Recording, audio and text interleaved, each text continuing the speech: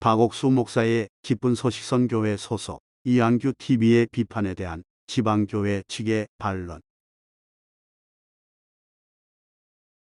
성령은 언제 우리에게 임하는가라는 제목의 유튜브에서 이한규 목사라는 분이 지방교회 측의 성령론 등을 비판하고 있다고 한 성도가 알려왔습니다.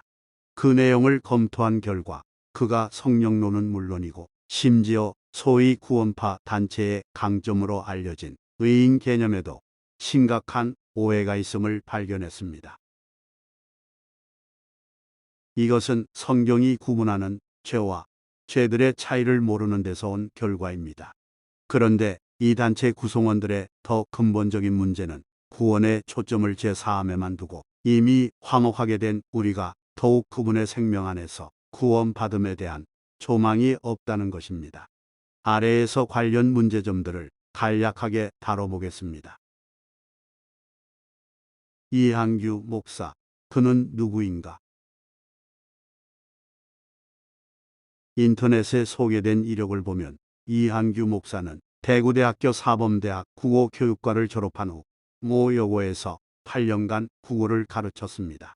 그 후에 박옥수 목사 측이 만든 한국기독교연합 교육전문위원을 역임하는 등 주로 기쁜 소식 선교회 관련 단체에서 교육 혹은 행정을 담당했습니다. 그러나 어디에도 그가 정식으로 신학을 공부했다는 기록은 없습니다. 따라서 그가 언제 누구에게서 목사 안수를 받았는지는 모르나 현재 기쁜 소식 안양교회 담임 목사라고 합니다. 성령은 본질적인 영과 경륜적인 영의 방면이 있다. 그는 한 지방교회 측 성도와의 대화에서 그 성도가 위와 같이 말하자 자신이 기독교 역사상 복음주의자들의 간증과 말씀을 많이 읽어보았는데 그런 교리나 용어를 사용한 것을 보지 못했다는 식으로 자신의 유튜브에서 반응했습니다. 그러면서 그는 신구약에서 성령을 가리키는 각기 다른 호칭들을 긴 시간을 들여 설명했습니다. 그러나 그런 것은 지방교회 측 성도들도 다 아는 내용입니다. 하지만 지금부터 소개할 성령 관련 내용은 이한규 목사가 처음 접하거나 아니면 성경에서 읽긴 했겠지만 깊이 연구한 적이 없는 말씀드릴 것입니다. 삼위일체 하나님의 본질적인 방면과 경륜적인 방면. 먼저 성경은 삼위 하나님의 존재의 방면과 그분의 일하심의 방면을 말씀합니다. 전자를 본질적인 삼위일체, 후자를 경륜적 삼위일체라고 부릅니다. 한편 나를 보내신 아버지께서 나와 함께 계신다라는 주님의 말씀은 이 두 방면을 함께 표현한 것입니다. 참고로 이런 용어들은 정통 교부들인 이레니우스, 터툴리안, 아우구스티누스 등을 통해 점진적으로 발전되었고 장로교, 합신 측 이승구 교수 등 최근에 권위 있는 신학자들도 이런 개념을 인정하고 더 발전시키고 있습니다. 이러한 사전 지식이 있다면 아래에서 다룰 성령의 두 방면에 대해서도 쉽게 받을 수 있을 것입니다. 성령에도 본질적인 영의 방면과 경륜적인 영의 방면이 있음. 위 삼위일체론과 마찬가지로 성령에 대해서도 성경은 존재론적인 방면과 경륜적인 방면을 구분하여 언급합니다. 이한규 목사는 이에 대해 성령이 두 분이냐라고 반문했습니다. 물론 성령은 한 분입니다. 그러나 아래에서 보겠지만 성경은 이 한 성령을 두 방면으로 언급하고 있습니다. 마치 그리스도께서 중보자로는 하늘 보좌 위에 계시지만 이 땅에 사는 그분의 몸의 지체들의 생명으로서는 그들 안에 계신 것과 같습니다. 성령의 잉태와 침례시 성령 강림. 성경은 주 예수님께서 요단 강에서 침례 받으실 때 하나님의 영이 비둘기 같이 그분 위에 내려오셨다고 말씀합니다. 그러나 성령은 본질적으로는 그 이전부터 이미 주 예수님 안에 계셨습니다. 왜냐하면 주 예수님은 성령으로 잉태되신 분이시기 때문입니다. 즉 주님은 그분의 존재와 생활을 위해서는 본질적으로 성령으로 나셨고 사역과 움직임을 위해서는 경륜적으로 성령으로 기름 부음을 받으신 것입니다. 따라서 성경이 말씀하는 이 두 방면 모두를 믿고 아멘 하는 것이 균형 잡힌 신앙입니다. 요한복음 20장 22절과 사도행전 2장의 성령. 또 다른 사례는 부활 후에 주 예수님께서 제자들 안으로 숨을 불어넣으시며 성령을 받으십시오라고 말씀하신 사건입니다. 그런데 사도행전 2장은 그로부터 50일 후인 오순절 때 성령이 사람에게 내려오셨다고 말씀합니다. 그렇다면 성령은 이 두 시기 중 언제 사람에게 임하신 것일까요? 사실 이 점이 현재 양측의 주된 쟁점입니다. 이 두 사례를 어떻게 조화되게 설명할 것인가에 대해서는 지금까지 신약 전공 신학자들 사이에서도 다양한 의견이 있어 왔습니다. 그 중에 서울신대 대학원생 김유미는 자신의 석사학위 논문에서 요한복음의 성령은 개인적이며 내적이다. 선교를 목적으로 한 외형적 은사적인 성격을 강하게 지닌 것이라고 설명합니다. 이것은 위트니스 리가 성령을 본질적인 영과 경륜적인 영의 방면으로 나누어 설명한 것과 정확히 같은 말입니다.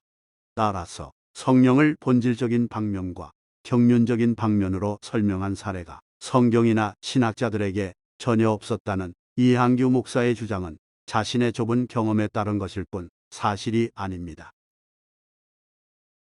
요한복음 16장 7절에 내가 떠나간다는 말씀에 대한 심각한 오해. 이한규 목사는 주님께서 성령을 받으라고 말씀하신 때는 부활 후이지만 아직 하늘로 떠나가지는 않으신 시점이므로 내가 떠나가야 보혜사가 오신다는 말씀과 모순된다고 주장합니다. 그러나 요한복음 14장에서 16장까지에서 주님께서 말씀하신 간다 혹은 다시 온다는 표현은 십자가로 죽으러 가시고 부활 후에 다시 오신다는 말씀이지 이한규 목사의 오해처럼 승천과 재림을 말하는 것이 아닙니다. 만일 그와 같이 해석하면 아직은 주님께서 재림하시기 전이니 이 목사 본인과 그의 소속 단체 구성원들은 현재 고아처럼 버려진 상태이고 주님은 저 하늘 어디에서 2000년이 넘도록 아버지 집을 짓고 계셔야 맞습니다. 그러나 주님은 죽으신 지 사흘 만에 부활하셔서 제자들에게 오셨고 제자들은 그러한 주님을 보고 기뻐하였습니다. 또한 주님은 공식적인 재림 전이지만 지금 우리 안에서 생명으로 비밀스럽게 내주하시면서 아버지 집이자 그분의 거처인 성전을 건축하고 계십니다. 마지막 아담은 생명 주는 영이 되셨습니다. 이한규 목사는 또한 지방교회 측 성도가 주님은 공기와 같은 그 영이 되셨는데 오 주 예수하고 그분의 이름을 부르며 호흡해 드릴 때 아버지와 아들과 그 영께서 공기와 같은 형체로 들어와서 그들의 생명 공급이 된다. 라고 한 말도 터무니없는 주장이라고 비판했습니다. 그러나 이것은 마지막 아담은 생명 주는 영이 되셨습니다. 우리가 유대인이나 헬라인이나 노예나 자유인이나 모두 한 영 안에서 한 몸 안으로 침례받았고 또 모두 한 영을 마시게 되었습니다. 그분을 부르는 모든 사람에게 풍성하시기 때문입니다. 누구든지 주님의 이름을 부르는 사람은 구원을 받을 것입니다. 내가 온 것은 양들이 생명을 얻고 더 풍성히 얻도록 하기 위한 것이라는 말씀들에 근거합니다. 부활 후에 마지막 아담이 생명 주는 영이 되셨다는 말씀은 구원론에서 핵심 진리임에도 이한규 목사뿐 아니라 대부분의 복음주의자들은 이 점을 간과합니다. 단지 전 웨스트민스터 신학교 교수인 리처드 개핀 등 소수만이 이 구조를 귀히 여깁니다. 제4암과 거듭남을 경험한 이들은 그 후에 생명이 자라고 그리스도의 몸의 지체로 건축되는 과정을 거쳐야 합니다. 이때 주님의 이름을 부르는 실행은 그분을 접촉하고 그 영을 마시는데 실제적인 도움을 준다는 것을 체험해 본 이들은 다 압니다. 위트니스 리가 A.B. 심슨이 그리스도를 들이마시고 자아를 뿜어낸다고 찬송했다. 그러므로 주님의 이름을 부름으로 들이마시고 자백함으로 내쉰다. 그분을 부름으로 들이마신다. 라고 말한 것은 체험에 근거한 것입니다. 따라서 이한규 목사도 성경에 근거하지 않은 터무니없는 주장이라고 폄하하지만 말고 주님의 이름을 부름으로 로마서 10장 12절 13절이 말하는 그 구원을 직접 경험해 볼 것을 권합니다. 믿음으로 의롭게 되는 회복의 시대는 끝났다. 이한규 목사는 또한 위트니스리가 그리스도냐 종교냐에서 오늘날 우리가 믿음으로 의롭게 되는 문제만을 주장하고 강조한다면 우리는 400년 내지 500년 정도 뒤떨어진 것이다. 라고 한 말을 고투리 잡았습니다. 그러나 위트니스리는 지금은 더 이상 그리스도의 피가 필요 없다는 것이 아닙니다. 대신에 소위 영원 속죄 단계에만 머물지 말고 바울이 말한 대로 더욱 생명 안에서 구원을 받고 더 나아가 주님의 몸을 건축하는 데까지 이르러야 한다는 것입니다. 그것은 위트니스리가 이어서 오늘날 주님의 회복의 시대는 생명 대신 영이신 그리스도의 시대요 교회의 생활인 그리스도의 시대이다. 라고 한 말에서 알 수 있습니다. 기쁜 소식성 교회의 한계는 무엇인가? 이한규 목사는 자신의 유튜브에서 정확한 구원의 복음을 듣고 믿는 것이 우선이라고 하고 복음을 믿는 믿음이 없이 주님의 이름을 부르는 것은 아무 의미가 없다고도 말합니다. 여기서 그가 말한 정확한 구원의 복음은 구원파 식의 영원한 속죄와 거듭남을 말하는 것으로 보입니다.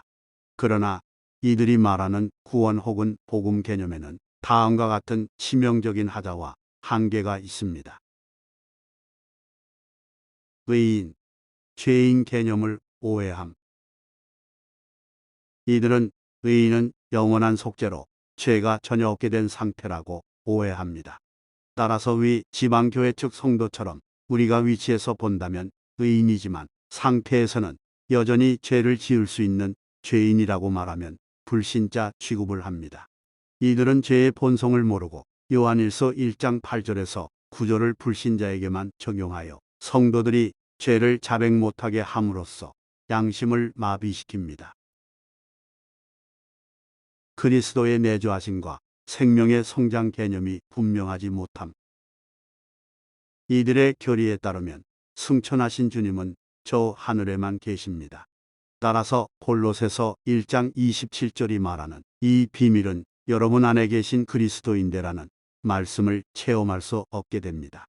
이것은 바로 이 내주하시는 그리스도를 전파하여 그리스도 안에서 충분히 성장한 사람이 되는 길이 막히게 합니다. 이 땅에서 지어지고 있는 하나님의 집인 교회에 대해 무지함. 교회는 주님의 몸이자 주님의 교회입니다. 즉 교회는 그리스도 자신의 충만인 유기체입니다. 그러므로 주님은 자신의 몸의 지체들을 박해하는 다소의 사울에게 사울아 내가 왜 나를 박해하느냐 라고 말씀하실 수 있었습니다. 그런데 이들은 부활하신 그리스도께서 지금 생명 주는 영으로 우리 안에 내주하시는 사실에 대한 계시가 가려져 있습니다. 이한규 목사가 위와 같은 한계를 넘어서려면 지금처럼 남을 판단하기보다 겸손히 자신을 낮추고 그 영께서 아직 계시지 않았다라는 말씀부터 바로 이해하여 자신의 성령론을 보완하는 것이 필요할 것입니다.